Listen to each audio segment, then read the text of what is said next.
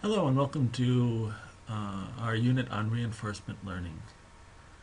We'll be covering reinforcement learning, particularly an algorithm called the Q-learning algorithm and how it applies to navigating um, around a room or around a grid world.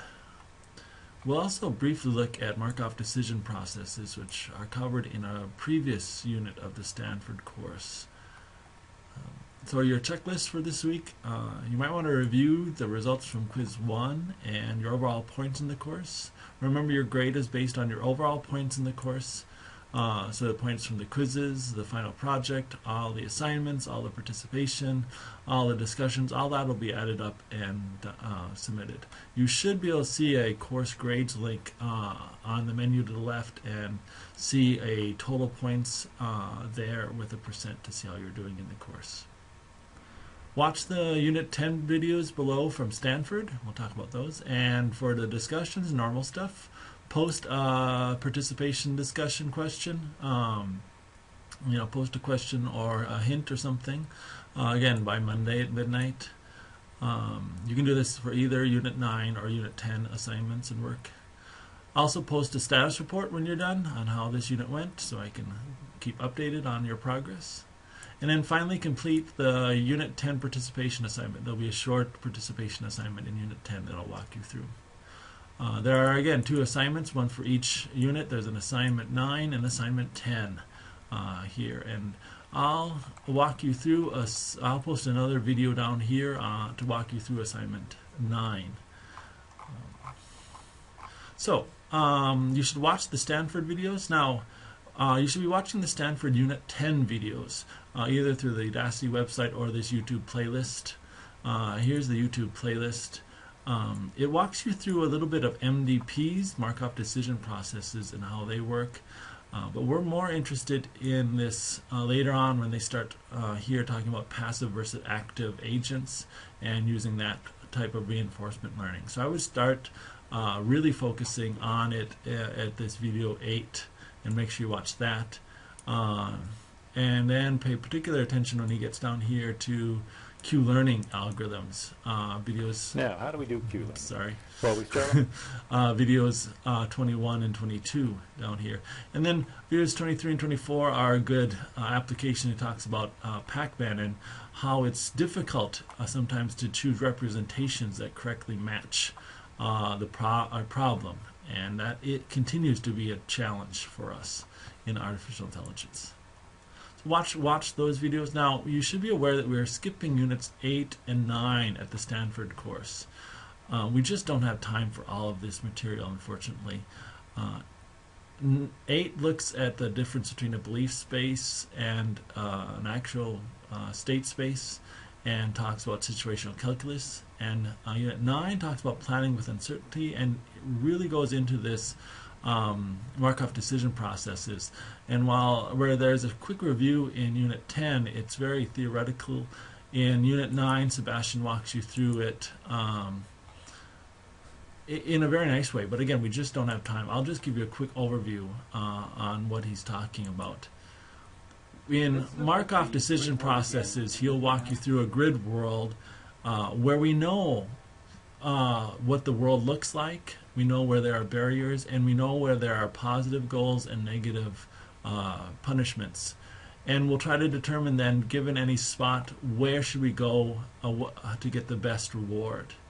And since we know where the goals are and the punishments are, we can work backwards using Markov decision processes, and we can calculate a value for this cell, and then for this cell, and for each of these cells based on our movement and what our costs are for movement. So he'll walk you through a value iteration example here, where we have a learning rate and a simple equation where we're looking at all the possible movements from one spot and repeating this process. And he walks through both deterministic and stochastic movements, so movements where you always go where you want to go, and then other times where you may want to go up, but you may not always get up. Sometimes you'll end up a little bit to the left or the right with a small percent, and walks you through the equations for that. But again, we don't have time for all this, but this really builds up to this Markov decision processes. This is how Markov decision processes work, back from a goal and calculate all these values, and then a policy of policies, what actions you should be taking at any point in your grid world. Okay, so that's the units we won't be covering. Again, I have links here, so if you want to watch them, certainly welcome to do that, but we won't be requiring you to do that for this unit or this course. But again, one of our key concepts we want to look at is this Q-learning algorithm and this Q-learning equation. Now we'll be applying that to this grid world solution, and I'll be posting another video. There's 2 videos from Stanford here, and I'll be posting yet another video clarifying what I want you to do for this assignment here. One other thing I want to walk you through, so Stanford class only looks at this grid world for navigating around, but Q-learning is used for lots of navigation. So I'm just going to walk you through this one.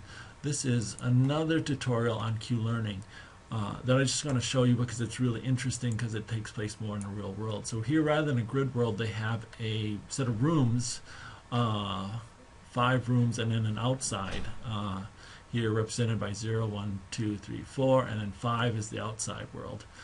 And then they talk about using Q-learning to navigate how to get from any spot to any other spot. And again, Q-learning is reinforcement learning when we don't necessarily know how this is all connected or what leads to what and stuff like that. So we're not quite sure how our map works, so we have to do some exploring to find the goals or the best rewards in our map as we go. Now they convert this map into a graph. It's interesting to note that this graph is not drawn to match the map. It's to match the characteristics, the doors, the connections. So from unit 1, we can either go to 3 or 5. So here they have unit 1, we can go for 3 to 5. And from unit 3, here we can go to 1, 2, or 4. So from 3, we can go to 1, 2, or 4. But again, just note that with graphs, it doesn't matter where the nodes are laid out. So they actually put 4 down below 3, where it's actually to the left in the actual world. And there are actually 2 ways to get to the outside, which is our goal state. You can either go from 1 or from 4. Both of them have doors to the outside. So here's our goal state. 1 and 4 both go there. So once they have this graph of it, diagram of our representation of our map and the doors in it, they start putting in some numbers in here. When you're in their goal state, you get a reward of 100, otherwise you get rewards of 0. And from each state, you can either the door, you can either go from 3 to 1, or if you're in 1, you can go back to 3. So there's 2 different actions related there. And again, they talk about where you're starting and where you're finishing, and this is your reward. And they talk about then updating these values and exploring these. Now in the Q-learning world, we used a grid. We used this sort of grid. In each spot we represented it by 4 numbers for the actions. Here we're going to actually represent our values in a matrix. See here, so in this matrix we have our states and our actions, and we can just look up that. So if we're in state 4 and we're going to state 5, so we're in state 4 and we're going to state 5, we get an action of 100. If we're in state 4 and we try to go to state 2, we can't do that. So if we're in state 4 and we try to go to state 2, we have a -1 there showing we can't do that in our grid. So we use this grid to represent where we can and cannot go, and then the rewards for going different places. And then we will update this. And he walks you through the equations for updating this. These actions, every time we go from one state to the other, we look at the value of our previous state. We have a gamma learning rate, and then we have a maximum. We look at the maximum of all the states, all the next states. So if we can go from like 0 to 4, we want to look at from 4, what are all the possible states we can go to? So from 4, we could get to 5, which is 100. So the value of 4 will be propagated. See, this connection here is actually 100 for this. So we'll update all these connections based on that. I'm not going to walk you through the whole thing, but it's a good example. So again, they work through updating these connections and continue to update this grid and end up with this map showing these numbers, so that from 2, the highest value, and the only choices go to 3. And from 3, you could go either up or down, and both of them have a value of 80. And then from 1, you can go to 5, and that has a value of 100.